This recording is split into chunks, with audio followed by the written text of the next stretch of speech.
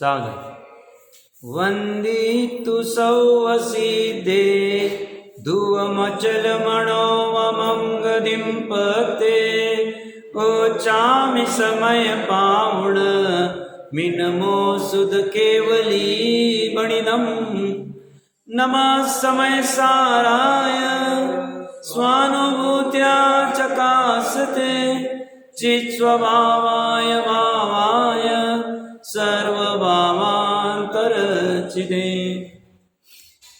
समय सार जी ग्रंथादिराज के निर्जराधिकार का अंतिम व कलश, अंतिम वे गाथा के ऊपर तो अपनी चर्चा हो गई है प्रभावना अंग की। अंतिम वे कलश में कल बनारसी दास जी के जो कथन था उसमें आ रहा था कि क्या तीनों काल में मुक्ति रूप होता है। महत्वपूर्ण बात है। एक समय के पर्याय ये त्रिकाली तो तीनों काल मुक्त रूप है ही, साथ साथ में जो पर्याय अभी सम्यक दर्शन सम्यक ज्ञान की प्रकट हुई है यह अपने आप को तीनों काल में मुक्त रूप अनुभव करती है, क्योंकि पर्याय है वर्तमान की, पर्याय है एक समय की, और वह अनुभवती है भूतकाल अभी रहा नहीं समय अपेक्षा से, पर्याय अपेक्षा से, भविष्य काल अभी आया नहीं, और वर्तमान काल की एक समय की पर्याय की ऐसी सामर्थ्य है कि जिससे वह तीनों काल में सर्वथा मुक्त रूप अनुभव करती है पूर्णता से। ये महत्वपूर्ण चर्चा थी।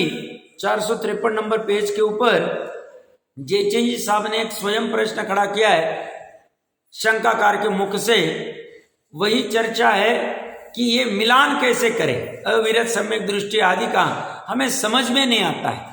बात इसमें मुख्यता से ऐसी है, सामान्य जीव जिसे अभी आगम आदि का सूक्ष्म ज्ञान या समझ नहीं तत्व ज्ञानों की, उसे लगता है शरीर की क्रिया मतलब ही ऐसा है। वो बाहर की क्रिया को देख के उस अनुसार निर्णय करता है। बाहर में अगर तप त्याग आदि की क्रिया है तो बहुत ज्ञानी धर्मी है, और बाहर में अगर 5 इंद्रिय के विषय सेवन आदि की क्रिया है तो बहुत विषय भोगी है, संसारी है, ऐसा वो स्थूल से मानता है।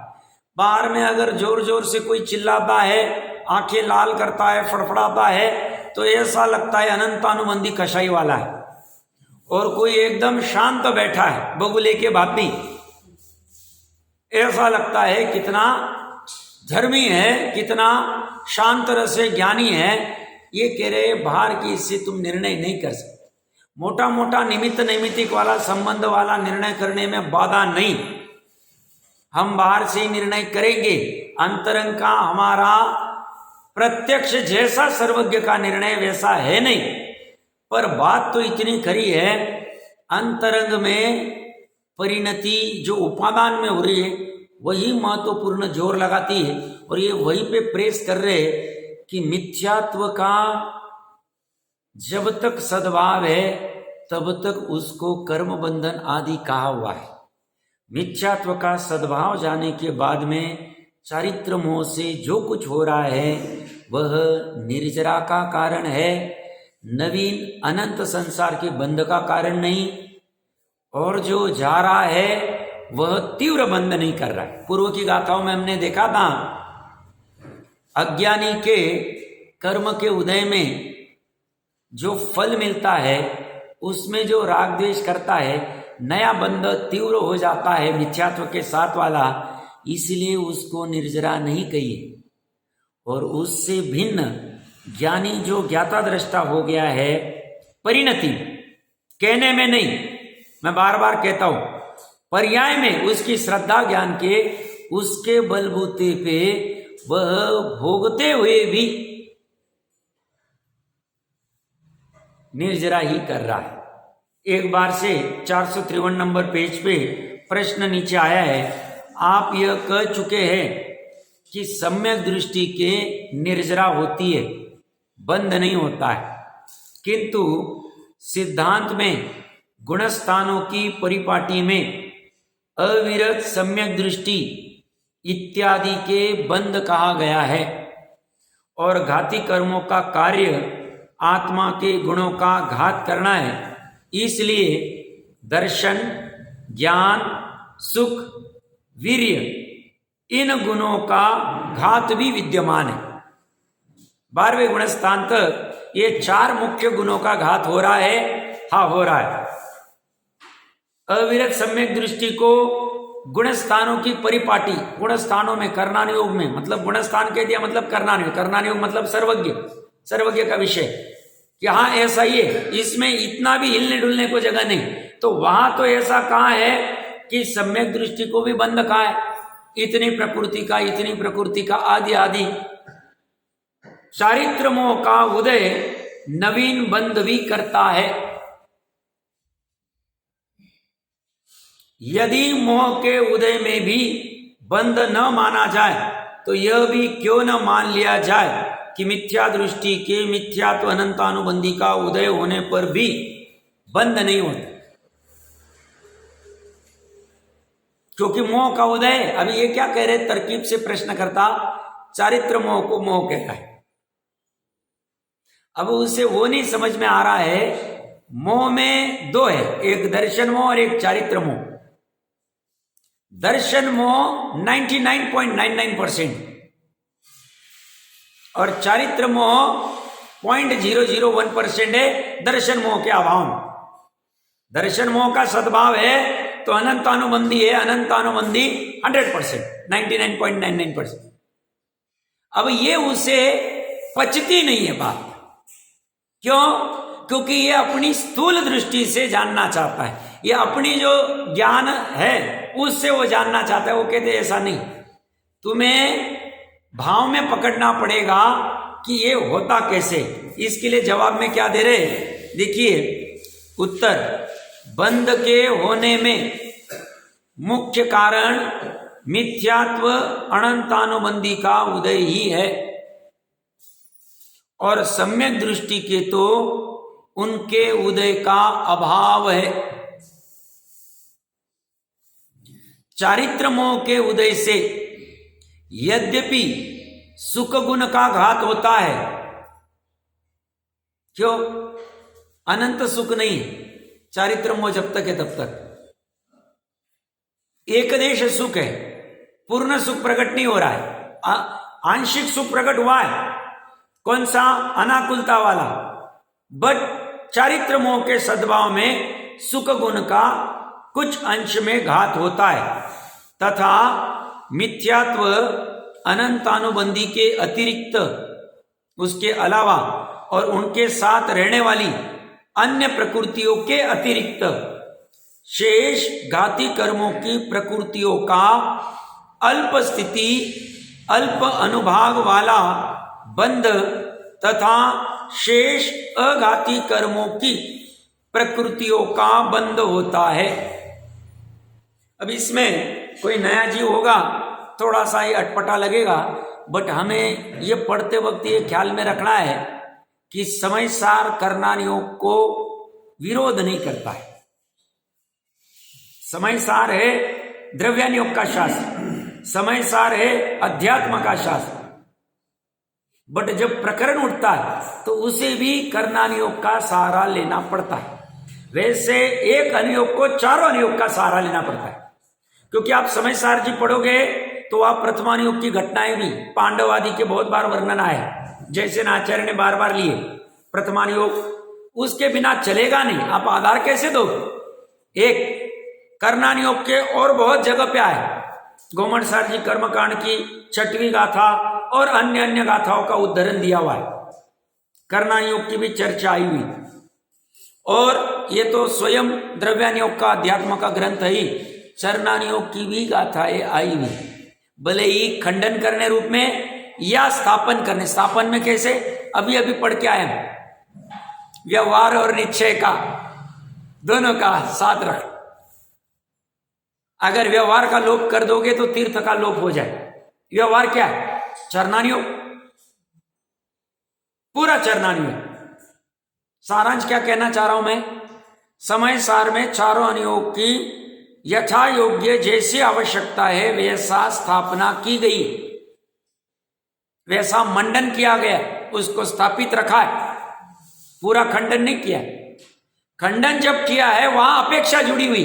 क्या अपेक्षा? मुख्य लक्ष्य की अपेक्षा से ये बीच का जो पड़ाव है उसका खंडन किया है, पूर्णता से खंडन नहीं किया। कथनचित खंडन, कथनचित मंडन किया है पुण्य का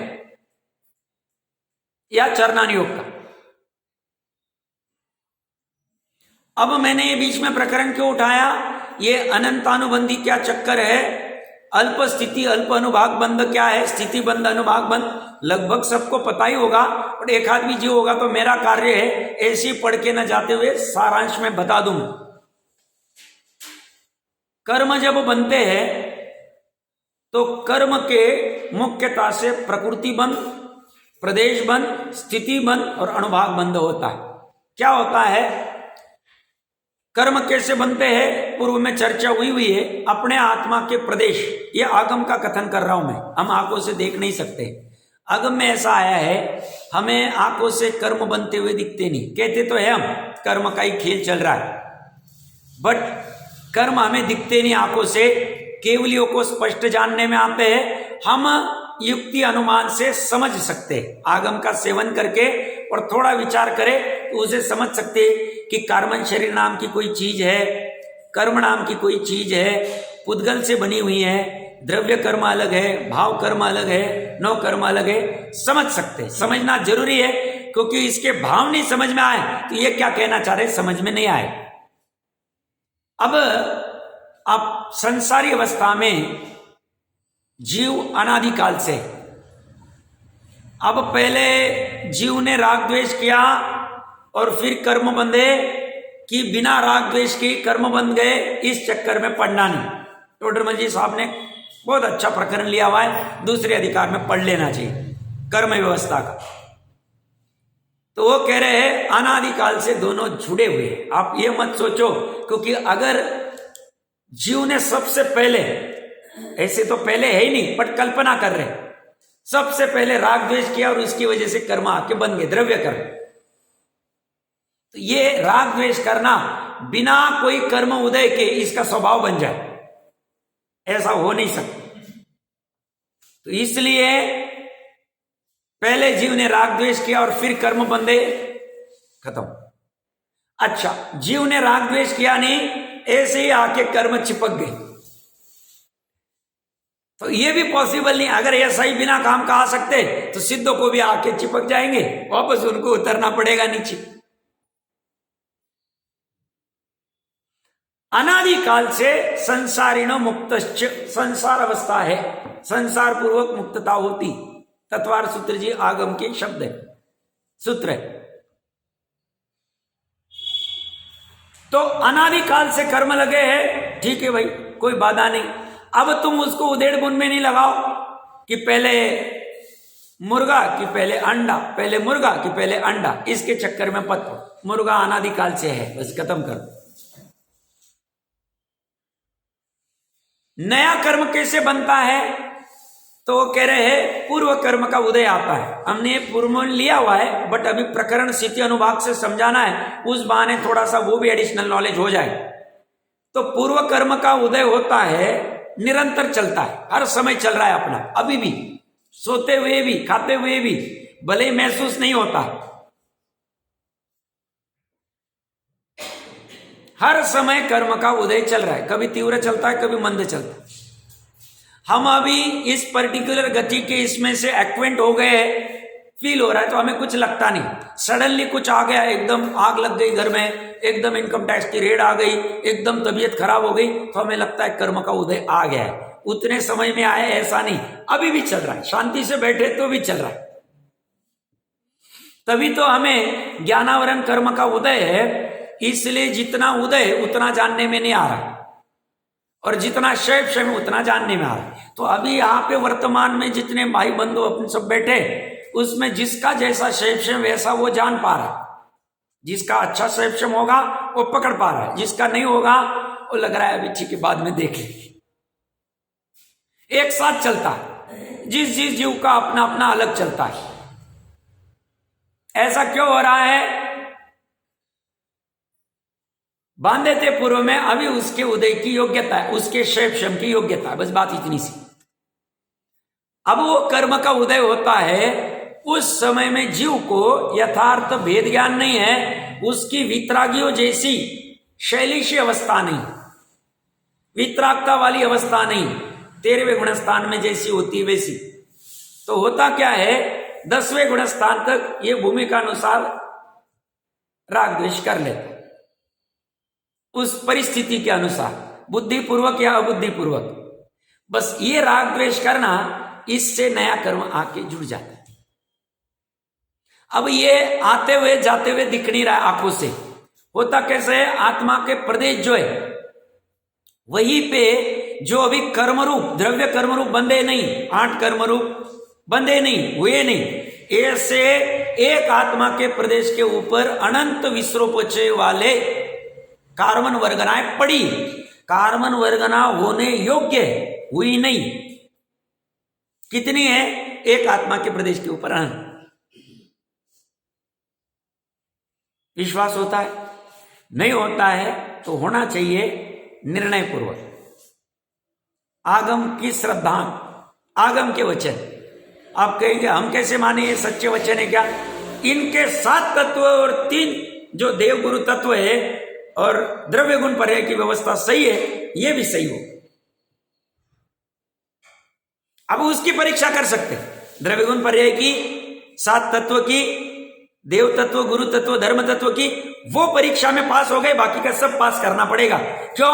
वो पास होती हमें यहां अनुभव लगेगा, बात तो ऐसी, 6 द्रव्य से ही विश्व बना हुआ, अनंत गुणों का समूह द्रव्य है, हर समय में पर्याय होती, स्वभाव वाली विभाव वाली।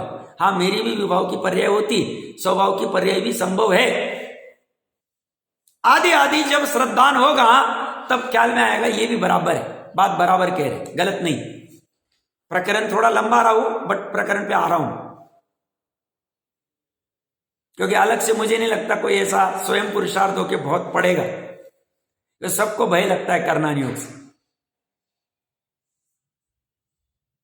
तो बात क्या चल रही थी, एक आत्मा के प्रदेश के ऊपर एक जीव नित्य निगोद में या सूक्ष्म वाला एक सुई के नोक के ऊपर अनंत जीव है, प्रत्येक के आत्मा के प्रदेश पर इतने पड़े हुए, एक सुई के नोक के ऊपर अनंत जीव, उसमें से एक जीव के ऊपर, एक जीव के एक आत्मा के प्रदेश के ऊपर, कल्पना कर रहे हैं,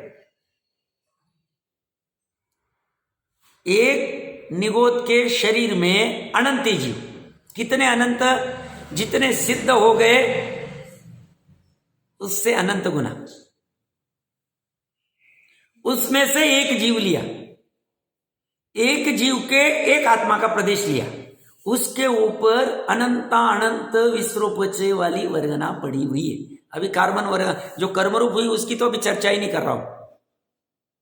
और ऐसा कितना प्रदेश है आत्मा के, असंख्य, 3 लोक में जितने, 1 लाख योजन वाला सिर्फ जम्बूद्वीप, 343 घन रज्जु में एक रज्जु का अंश पार्ट, असंख्यातवा भाग।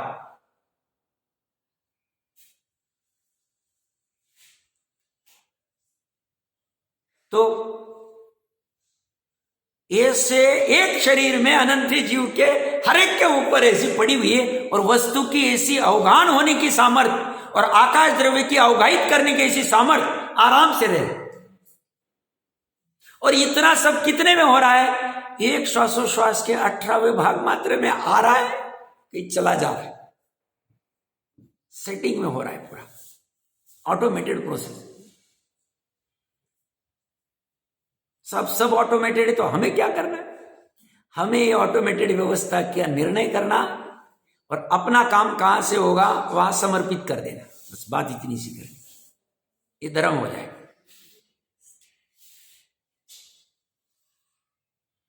इसका अर्थ ऐसा नहीं कि ये व्यवस्था ऐसी तो निकल नहीं सकते, निकल सकते, बाहर निकलने का मार्ग है, अनंत निकले तो हम भी निकल जाए। हम नित्य निगोद से निकल के आ गए तो वहां तो कुछ ज्ञान ही नहीं था, तो यहां भी निकल गए, कोई बाधा नहीं, बट समझना पड़ेगा एक बार के लिए। समझने से भागेंगे तो काम नहीं होगा।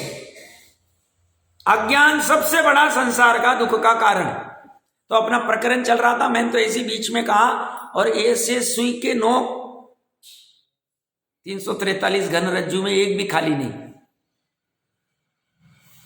प्रकरण कहां से चल रहा था? हाँ, वो बनता है। तो जब कर्म बंधते हैं तो उसके 4 चीजें होती है। एक प्रकृति बंध, प्रदेश बंध, स्थिति बंध, अनुभाग बंध। प्रकृति बंध मतलब कौन सी प्रकृति? रूप बंधा। अब एक ही आत्मा के प्रदेश के ऊपर अनंत वर्गणा है, उस अनंत में से मान लो अनंत को हम लेते 100, 1000 में से अब मैंने कुछ परिणाम किया और उसमें से 100 की कर्मरूप होने की योग्यता है, तो 1000 में से वो 100 ही होंगे, बाकी 900 की अभी योग्यता नहीं, उसकी कल होने की योग्यता है। जब भी होने की योग्यता होगी तब हो जाएंगे कन्वर्ट। 100 की जो योग्यता है उस 100 में भी 5 की योग्यता ज्ञानावरण रूप होने की, 4 की योग्यता दर्शनावरण होने की, 25 की योग्यता असातावेदनीय रूप होने की, आदि आदि रूप जैसी कोई प्रकृतियां होगी। 8 कर्म की 148 प्रकृति, इसलिए उसका भी थोड़ा सा नॉलेज होना चाहिए। सिर्फ शुद्धात्मा का नॉलेज होकर फायदा नहीं, क्योंकि सामान्य से विशेष बलवान है। ज्ञानावरण किसको कहते हैं, उसका काम क्या है, दर्शनावरण क्या है, नाम कर्म क्या है, सब थोड़ा बहुत तो पता होना ही चाहिए, थोड़ा बहुत। अब थोड़ा बहुत का समझ लें। तो प्रकरण कहां से चल रहा था? जितनी 100 में से ऑटोमेटिक हो जाए। वो कौन डिसाइड करेगा? पुद्गल को भी पता नहीं, उसको भी कोई ऐसी इच्छा नहीं, क्योंकि उसमें इच्छा करने के लिए चारित्र गुण ही नहीं पुद्गल में, कार्बन वर्ग। उसको समझता भी नहीं, इसने इतना परिणाम किया तो मुझे 70 कोड़ा कोड़ी का होना है, 10 कोड़ा कोड़ी का होना है, 2 कोड़ा कोड़ी का होना है, ज्ञानावरण वाला होना है, दर्शनावरण होना है, इतने क्वांटिटी का होना है।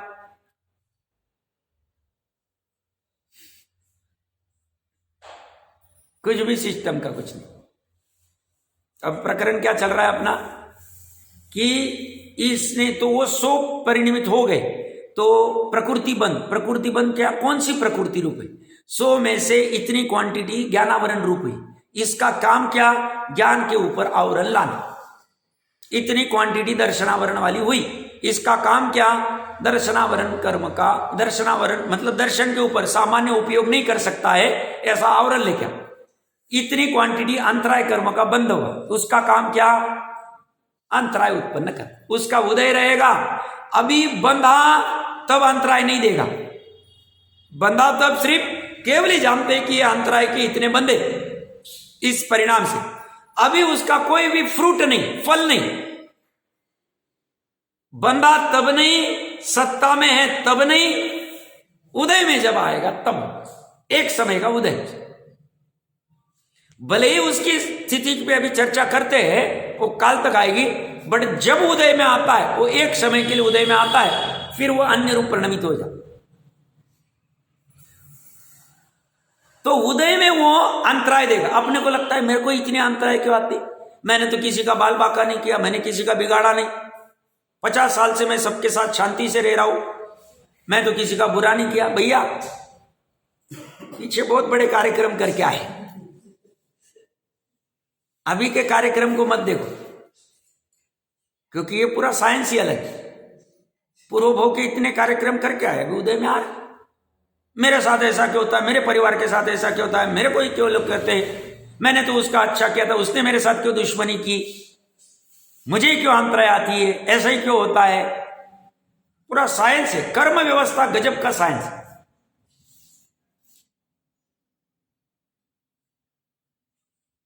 तो उस समय में वो अंतराय आ जाते हैं। ज्ञान का भी ऐसे ही, मेरे को चढ़ता क्यों नहीं, चढ़ता क्यों नहीं है, तो ज्ञानावरण कर्म का आश्रय क्यों किया?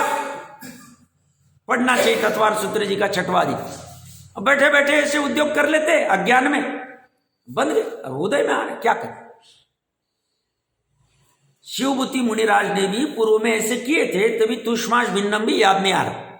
बट एक ठीक था, प्रवचन अष्ट प्रवचन मातृका का भाव से एकदम क्लियर, बाधा नहीं आना, हम काम कर गए।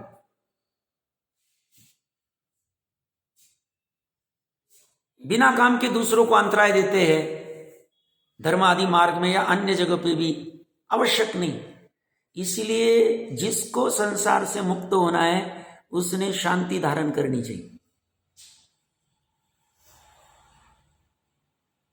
जितना ज्यादा फैलेगा बाहर उतना ज्यादा डूबेगा, और जितना ज्यादा अंदर आएगा उतना ज्यादा सुख के नजदीक आएगा, सुख प्रकट होगा। इसीलिए लौकिक में बहुत बोलने वाले, बहुत एक्टिविटी करने वाले, उसके अज्ञानी बहुत महिमा गाते, क्या एक्टिव है, क्या आज या कल हुआ परसों हुआ, इतना सब बना दिया, इतना सब कर दिया। बट ज्ञानियों के पास जाएंगे, वो बोलते ये पूरा नीचे खाई में घुस गया है। और समझदार व्यक्ति वो कहता है सब मेरे पास ही, नीचे निधि नीचे में ही बताई, सब मेरे पास है, मैं इधर उधर क्यों ढोसा लगाऊं, क्यों चक्कर का, कौन सी लोक मूर्ता, कौन से कार्य, क्या कहा फंसना है मुझे, वो बराबर मार्ग निकालता है। तो प्रकरण अपना चल रहा था प्रकृति, कौन सी प्रकृति का बंध हो, उस अनुसार होगा। अपने को लगता है अरे मैं इतना विद्रूप क्यों हूं, मैं स्मार्ट क्यों नहीं हूं, नाम कर्म ऐसे बांध क्या है। और जो पूर्व में नाम कर्म अच्छे बांध के अभी स्मार्ट है, या उनको कहते हैं आसपास वाले, उसमें अहंकार करते तो अभी वापस वो खराब कर्म बांध रहे, सब चक्कर ही बेकार। इसलिए पर द्रव्य के पास में ये जाता ही नहीं, ये बहुत अच्छा भेद ज्ञान करता है। तो प्रकरण चल रहा था प्रकृति बंध का। प्रकृति बंध मतलब कौन सी प्रकृति, ज्ञानावरण आदि 8 प्रकृति। प्रदेशबद्ध मतलब उनका परिमाण क्या है, क्वांटिटी कितनी है, तो अनंत में ही, एक समय प्रबद्ध में अनंत ही आते हैं, बट जितनी भी क्वांटिटी आएगी, जितने प्रदेश आदि को तो सभी में घेरते जाते हो। ऐसा नहीं कि आत्मा के प्रदेश के ऊपर सब ज्ञानावरण पड़े, ऐसा नहीं, पूरा आत्मा के प्रदेश जहां है, कार्बन शरीर भी पूरे आत्मा के प्रदेश के साथ में एक क्षेत्रागार संश्लेष रूप में पड़ा हो। किसने आके बनाया कार्बन शरीर को, कोई बना सकता है, कोई आवश्यकता है, अनादिकाल से जुड़ा हुआ है, उदय में आते चलते रहते। 2 प्रकृति प्रदेश होगी। अपनी चर्चा स्थिति अनुभाग से चालू हुई थी। स्थिति बंध और अनुभाग बंध क्या है। 10वें गुणस्थान तक कषाय रहती, कषाय से अनुरंजित जब परिणाम होते उसमें स्थिति और अनुभाग बंध होते। स्थिति मतलब क्या, कितने काल के लिए, कब तक ये परेशान करेगा, कब तक फल देगा, पुण्य वाला पुण्य रूप में, पाप वाला पाप रूप में। सामान्यतः हम कहते हैं इसने 33 सागर रूपम का नरक का बांधा था श्रेणिक ने, अभी 84,000 का है, आदि आदि, वो आयु रिलेटेड है। ऐसे ही ज्ञानावरण का है, दर्शनावरण का, फिर इसकी उत्कृष्ट कितनी, जगन्य कितनी, वो अलग विषय। स्थिति हो गई। अनुभाग बंध, जैसे हम भी लेते हैं ना कि कोई दवाई दी वैद्य ने, तो कितने काल तक उसका इफेक्ट रहे, 1 दिन तक, 2 दिन तक, या जो भी है व्हाटएवर, 6 घंटे तक, तो वो इफेक्ट काल। और अनुभाग मतलब क्वांटिटी, फोर्स। घर पे अपना 2 इंची का पाइप 1 इंची का है, 2 इंची का, 4 इंची का, फोर्स में फर्क पड़ जाएगा पानी आने का, या वैसे ही इसका, या कोई दवाई है, मैं बहुत बार उदाहरण लेता हूं कि दवाई सब समान दिख रही, 3 दवाइयां पड़ी, कलर वगैरह सब समान, साइज आदि, बट एक की 100 पावर है, एक की 500, एक की 1000 पावर है। तो छोटे बच्चे को 100 पावर की दी जाएगी, बड़े बच्चे को 1000 पावर की या 500 की, जैसी भी रहे। तो ये अनुभाग है, इसका फोर्स है। तो अपने को लगता है ना, अचानक किसी का एकदम पुण्य का अनुभाग ज्यादा गिर गया और अचानक पैसा आ गया, हम कहते हैं कुछ नहीं था इनके पास साहब, और करोड़पति हो। तो सातावेदनीय पुण्य कर्म का एकदम उदय आ गया, आश्रम। अब वो उदय मान लो 10 साल, 20 साल, 25 साल था, व्हाटएवर, उतना चलता है। और किसी का इसी पाप में ले लेना। अब इसमें ये पूरा अच्छे से निर्णय करके शांति से, ये तो मैं बहुत जल्दबाजी में बोल रहा हूं, इसको शांति से निर्णय करना पड़ेगा। शांति से निर्णय करके फिर कोई भी परिस्थिति उत्पन्न होवे, प्रतिकूल रहो या अनुकूल रहो, वो तमाशगीर बनता है, रीझता नहीं उसमें। पाप आया तो भागता नहीं है, कुदेव कुगुरु को धर्म के पास में, धर्म को छोड़ता नहीं, धर्म में अड़िग रहते, डंके की चोट। और पुण्य का उदय आया तो हवा में नहीं जाता है, और फिर बहुत भोग पे झपट्टे भी नहीं लगाता है। वो समझता है ये तो तमाशा है, जब तक रहेगा रहेगा, छूट जाएगा तो छूट जाएगा, अच्छे अच्छों को छूट गए तो हम तो कुछ नहीं। कृष्ण और वो नहीं दिख रहे, बट अभी भी दिख रहे, बाहर में तो दुनिया दिखती, रास्ते पे आने में टाइम नहीं लगता। तो इन दोनों को जानकर वो शांति से अपने स्वभाव तरफ जाता रहे। तो अपनी प्रकरण चल रहा था, तो ये कह रहे हैं मिथ्यात्व और अनंतानुबंधी के अभाव में क्या होता है, मिथ्यात्व का बंध नहीं होता है, अनंतानुबंधी का बंध नहीं होता। ये 5 प्रकृतियां, 5 नहीं 8 7 पकड़ लो, 4 अनंतानुबंधी क्रोधमान मायालोभ वाली और मिथ्यात्व की तीनों ले लो। ये वैसे 2 की बनती नहीं है, बट समझ लो अभी जो भी है। तो ये 7 प्रकृतियों का आश्रव नहीं करेगा एक, और इनके साथ में जो बंधने योग्य नहीं है, जैसे मिथ्यात्व और अनंतानुबंधी नहीं रहा, मिथ्यात्व नहीं रहा तो अनंतानुबंधी नहीं रहेगा, तो उसके साथ बंधने वाली नपुंसक वेद, नरक गति, नरक आयु आदि आदि वो भी बनती नहीं। 41 प्रकृतियां, तो एक मिथ्यात्व चला गया तो ये 41 बंधेगी नहीं, मिथ्यात्व को पकड़ के। और फिर बाद में बढ़ती जाती जैसे जैसे और कषाय घटती जाएगी। तो वो कह रहे ये 2 तो काम होंगे, और चारित्र मोह जो बच गया, अनंतानुबंधी वाला तो रहा नहीं, बट अप्रत्याख्यान वाला या प्रत्याख्यान वाला या संजलन वाला, जैसा जिसकी भूमिका अनुसार कषाय बची है, चारित्र मोह जिसको कहते, वह उदय में आएगा, उसके निमित्त से जीव में अस्थिरता होगी, उतने प्रमाण में नए कर्मों का आश्रय होगा। यस, प्रकृति बंधेगी, प्रदेश बंध होगा, पर स्थिति और अनुभाग बंध अल्प वाला होगा। यहां से हम प्रकरण पे आ रहे। अल्प मतलब कौन पर, मिथ्यात्व अवस्था में इतनी क्वांटिटी बनती थी, अब मिथ्यात्व चला गया तो अभी चारित्र मोह है, खाना पीना चल रहा है, युद्ध चल रहा है, घूमना फिरना चल रहा है, न्याय नीति वाला सब कुछ हो रहा है, बट ऐसा होते हुए भी अब अल्प स्थिति अल्प बंध, इतना फायदा होता।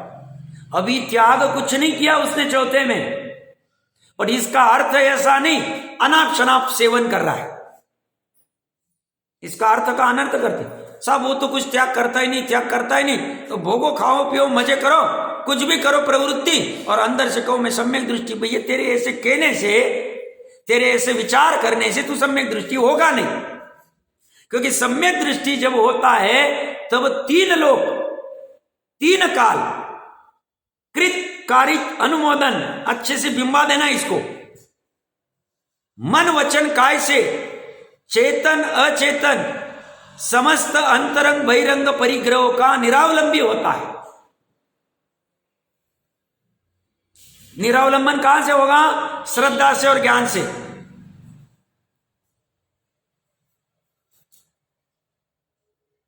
और जब उसको 3 लोग 3 काल का निरावलंबी हो गया, फिर बाहर में अनाप शनाप प्रवृत्ति करेगा नहीं, ये ख्याल रख। एक आध बार कभी हो गया, जुआ खेलने बैठ गए या कुछ प्रवृत्ति हो गई, बट ऐसा बार बार करता जा रहा है, ऐसा कभी नहीं हो। और जो ऐसा बार बार करके भी छल कर रहा है, अब अज्ञानी भले कुछ भी समझे, ज्ञानी तो ऐसे को चारा देंगे नहीं,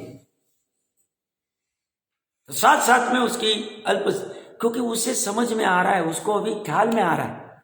और ये मिथ्यात्व दिखता नहीं, सबसे घातक अभिप्राय की वासना कहो, अभिप्राय का मिथ्या प्रवृत्ति कहो, गजब की, ये बहुत संसार का सबसे खतरनाक कारण है। एक बार फिर से वो 2-3 लाइन पढ़ते, महत्वपूर्ण प्रकरण इसलिए मुझे लगा बात करनी चाहिए। बंध के होने में मुख्य कारण, मेन कारण मिथ्यात्व और अनंत। और देखो ये मिथ्यात्व बंध का मुख्य कारण है, बट अपने इसमें जैन धर्म में ही कहने वाले मिथ्यात्व अकिंचित कर, अ मतलब नहीं, किंचित कर मतलब कुछ भी करता नहीं, और ये आगम की वजह। मुख्य कारण कहा है, अकिंचित कर नहीं कहा है, मेन कारण मिथ्यात्व दिखता नहीं। सामान्य से कहा दिखता है, मिथ्यात्व कहा दिखा, क्रोध तो भी दिख जाएगा शरीर आदि की क्रिया से, द्रव्यलिंगी का मिथ्यात्व कहां दिख रहा है? सर्वज्ञ कह रहे हैं मिथ्या दृष्टि। द्रव्यलिंगी के 11 अंग 9 पूर्व के ज्ञान में मिथ्यात्व दिख नहीं रहा है, कुदेव कुगुरु कुधर्म के सेवन में मिथ्यात्व नहीं दिख रहा है। तप आदि जैसा स्वरूप आगम में आया है वैसे ही फॉलो कर रहे। 28 मूल उनका जैसे आगम में कहा है वैसे ही फॉलो हो रहा है, मिथ्या तो दिखा रहा है। एकदम शांत बैठे, घानी में पहले जा रहे तो भी उफ नहीं निकाल रहे। 31 सागरोपम में भी खुश नहीं हो रहे बाहर से। ऐसा होते हुए भी सर्वज्ञ कह रहे मिथ्या दृष्टि। गजब है ये अंदर वाला, ये दिखता नहीं है। अच्छे अच्छे शास्त्रों को पढ़ के भी 11 अंग 9 पूर्व के सामने 2-5 शास्त्र कुछ भी नहीं। 2-5-10 शास्त्र पढ़ लिए और हम कहेंगे हम सम्यक। डरने के लिए नहीं है, इसको भली भांति सूक्ष्मता से समझने के लिए, सजग होने के लिए मैं कह रहा हूं। तो ज्ञान के लिए तो कोई इम्पॉसिबल नहीं, समझ सकता है सब ज्ञान। तो ये कह रहे हैं मुख्य कारण बंध में मिथ्यात्व अनंतानुबंधी का उदय ही है, और सम्यक दृष्टि तो उनके उदय का अभाव। जब तक सम्यक दृष्टि पना है तब तक उनका उदय नहीं होगा। या तो अन्य प्रकृति रूप हो जाएगा, अनंतानुबंधी अप्रत्यज्ञान रूप उदय में आएगी, विसंयोजना होके आएगी, जो भी कुछ होना है। चारित्रमों के उदय से यद्यपि सुख गुण का घात होता है, तथा मिथ्यात्व अनंतानुबंधी के अतिरिक्त और उनके साथ रहने वाली अन्य प्रकृति, उनके साथ रहने वाली अन्य प्रकृति मतलब नरक गति, नरक आयु, नपुंसक वेद आदि के अतिरिक्त, मतलब अनंतानुबंधी मिथ्यात्व का और उनके साथ वाले अन्य प्रकृतियां, इनका बंध नहीं होता। इसके अतिरिक्त शेष घाती कर्मों की प्रकृतियों का, घाती कर्म की प्रकृतियों का अल्प स्थिति अनुभाग बंध हो। 6 खंड का युद्ध करके भी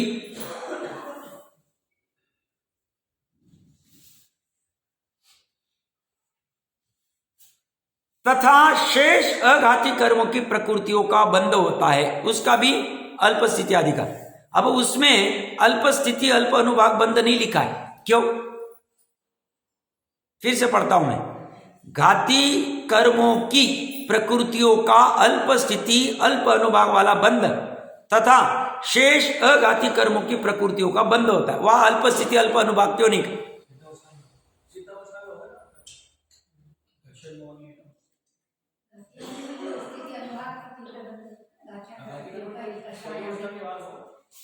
इसमें भी होते हैं स्थिति अनुभाग बंध तो अघाती में भी, बट इसके परिणाम इतने उज्जवल होते हैं कि पुण्य का ज्यादा बंध होता है, पुण्य कर्मों का ज्यादा बंध होता है। इसके अघाती कर्म, पाप का बंध घट जाता है और पुण्य प्रकृतियों का बंध, इसलिए वहां अल्प स्थिति अल्प अनुभाग नहीं कहा। इसके ये चाहता नहीं कि मेरा ऐसा हो जाए, बट इसके वो ज्ञान धारा के साथ में जो अब कर्म धारा चल रही है, जो मिश्र भाव चल रहा है, उससे, इसलिए तो देवगति का कारण क्या? तो सम्यक दर्शन के साथ रहने वाला शुभ राग, सम्यक दर्शन देवगति का कारण है, वो तो सवर निद्रा का ही कारण। तो वो उसकी वजह से अघाती कर्मों का ज्यादा होता है, घाती कर्म बनते ही नहीं जाते, क्योंकि परिणाम ऐसे विशेष क्वालिटी के होते हैं कि जिसमें आत्मा के गुणों का घात हुए ऐसा बनता नहीं ज्यादा।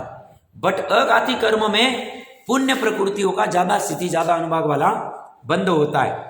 तथापि जैसा मिथ्यात्व अनंतानुबंधी सहित होता है वैसा नहीं होता है।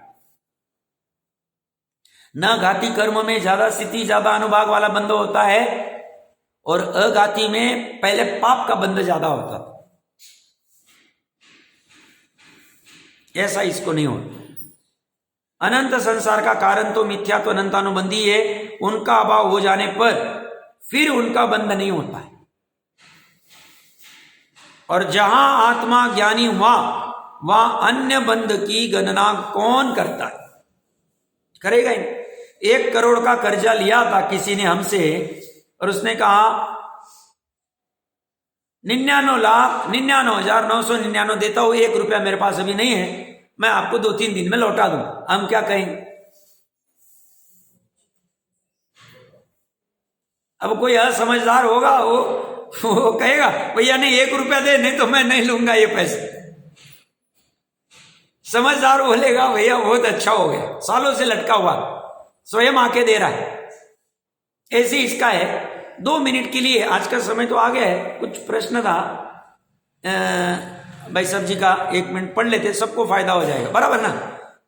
श्रुत ज्ञान किसे कहना चाहिए, प्रश्न है। 2-5 मिनट में हो जाएगी चर्चा। सर्वज्ञ भगवान के द्वारा कहा गया श्रुत ज्ञान अस्ति नास्ति के द्वारा वस्तु स्वरूप सिद्ध करता है। अनेकांत स्वरूप वस्तु को स्व अपेक्षा से है और पर अपेक्षा से नहीं है। इस प्रकार जो स्वतंत्र सिद्ध करता है वह श्रुत ज्ञान है। कृपया इसका अर्थ। अच्छा, अभी अच्छा प्रश्न है, श्रुत ज्ञान क्या है और ये जो सर्वज्ञ भगवान के द्वारा बताया गया श्रुत ज्ञान अस्ति नास्ति के द्वारा वस्तु स्वरूप सिद्ध करता है, बहुत अच्छा प्रश्न है, समझना अच्छे से। देखिए, ज्ञान गुण है, सभी मानते हैं, क्यों, जो भी अभी मैं कह रहा हूं उसको जो जान रहे ये ज्ञान गुण की पर्याय में ही जान रहे, ठीक है, यहां तक क्लियर हो। अब ज्ञान गुण की वो कह रहे 8 पर्याय होती, 8 पर्याय में 3 पर्याय जो है ये मिथ्या पर्याय और 5 पर्याय जो है सम्यक पर्याय। मिथ्या पर्याय को पहले साइड में कर देते, कुमति ज्ञान, कुश्रुत ज्ञान, कुअवधि ज्ञान। अब ये मति और श्रुत ज्ञान तो यहां सम्यक पर्याय में भी चर्चा होगी और विभंग अवधि ज्ञान की भी होगी। सिर्फ इतना समझ लेना, मिथ्यात्व के साथ जो कुछ जानने में आता है, भले अवधि ज्ञान से जानने में आता है, मति ज्ञान से जानने में आता है या श्रुत ज्ञान से जानने में आता है, वह सब मिथ्या ही, झूठा, गलत जानने में आता है। मतलब मान लो मैं मिथ्या दृष्टि हूं, तो मैं अभी इस माइक को जान रहा हूं तो मैं मति ज्ञान से जान रहा हूं, चक्षु इंद्रिय का आलंबन निमित्त रूप में, और मेरा उपयोग वहां लग गया और मैंने इसको जाना, ये माइक।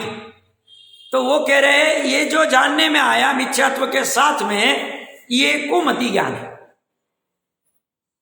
कैसे? कुमति ज्ञान वाला, और वही बाजू में कोई सम्यक दृष्टि खड़ा है और वो उसको जान रहा है, तो उसको कहेंगे सुमति ज्ञान। दोनों जान रहे, माइक को ही जान रहे। फर्क क्या पड़ गया?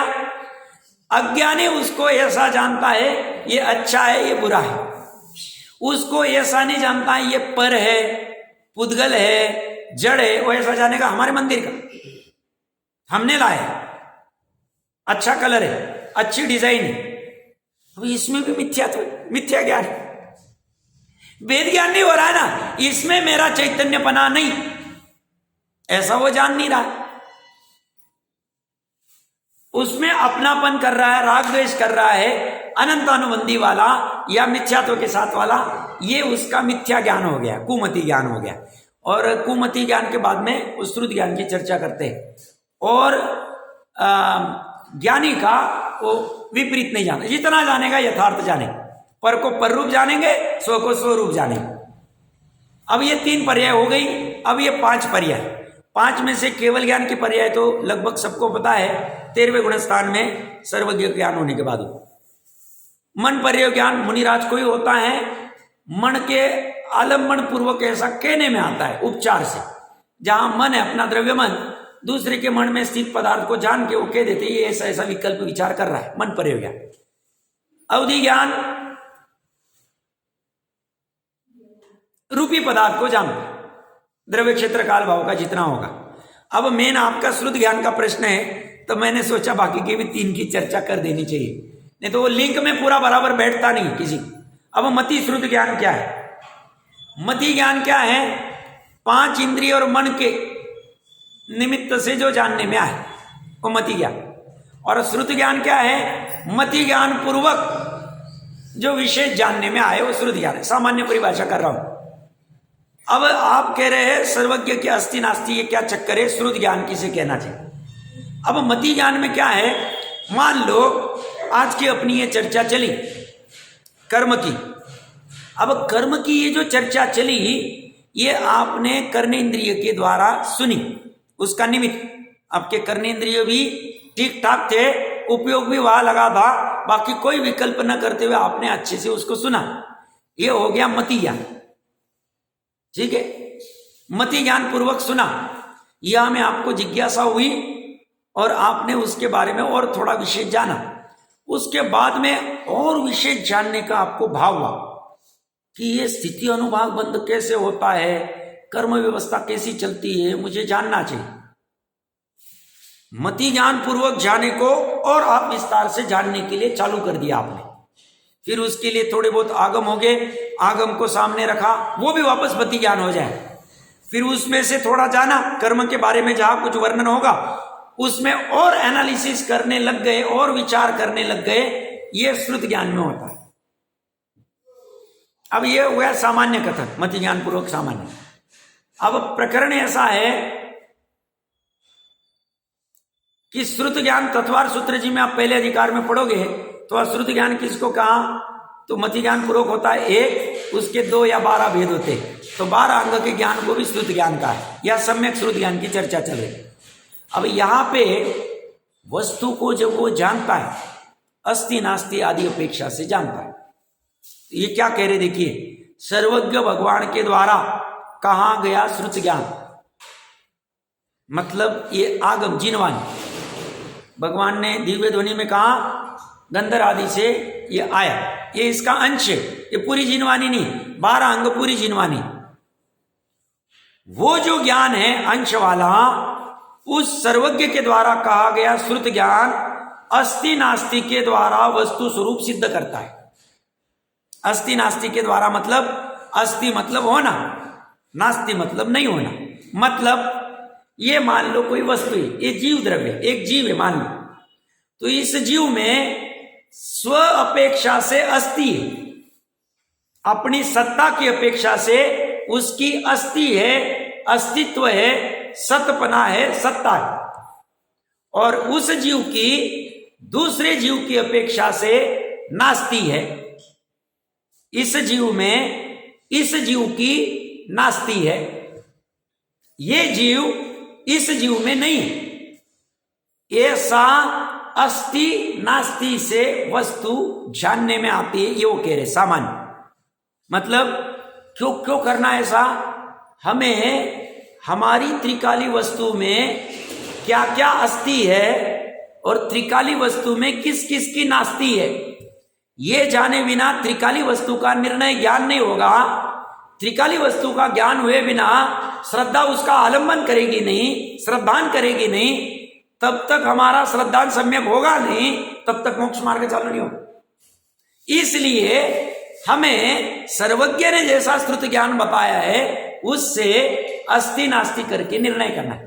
तो हमारे त्रिकाली वस्तु से ही, 3 लोक में से त्रिकाली वस्तु से ही हमारा काम होने वाला है, सुखी होने वाले। तो इस त्रिकाली वस्तु में क्या अस्ति है और इस त्रिकाली वस्तु में किसकी नास्ति, ये निर्णय करना, उससे वस्तु का ज्ञान हो। ये बात उसमें आ गई। अनेकांत स्वरूप वस्तु को स्व अपेक्षा से है, ये अपनी जो त्रिकाली वस्तु है, ये अनंत गुणों का समूह है, वह स्व अपेक्षा से है, सत है, अस्ति है, और पर अपेक्षा से नहीं।